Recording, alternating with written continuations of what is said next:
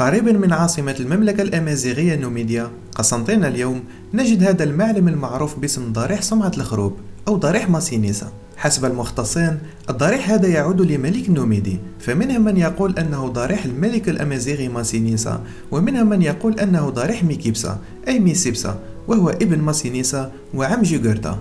أثناء الحفريات التي أقيمت على الضريح، تم العثور على عدة قطع أثرية في الغرفة الجنائزية التي تقع أسفل المعلم، ومن بين هذه القطع قطع عظام محروقة تمت دراستها سنة 1976 من قبل مختصين ألمانيين، حيث ترجع هذه العظام إلى شخصين، الأول كبير في السن على الأرجح الملك، والثاني شاب على الأرجح ابن الملك. من بين القطع الأثرية التي عثر عليها داخل الغرفة الجنائزية للضريح والتي هي معروضة اليوم بمتحف سيرتا بقسنطينة، نجد حديد الرماح،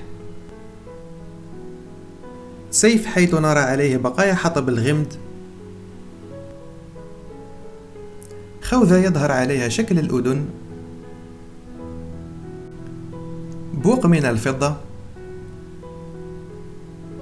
ميدالية بها الإله نبتون، بقايا وعاء من الفضة الذي كان يحتوي على العظام، والعديد من القطع الأثرية الأخرى.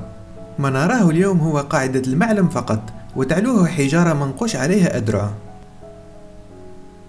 في الماضي كان هذا الضريح النوميدي أكبر بكثير مما نراه اليوم، وقد يعود سبب انهياره إلى الزلازل التي ضربت المنطقة منذ مئات السنين، واليوم نرى الحجارة والأعمدة المنهارة لا تزال بجوار المعلم. لكي ترون كيف كان الضريح قبل انهياره، قام موقع loguidetouristique.com بإعادة بناء المعلم بتقنية ثلاثية الأبعاد التي ترونها في هذه الصورة.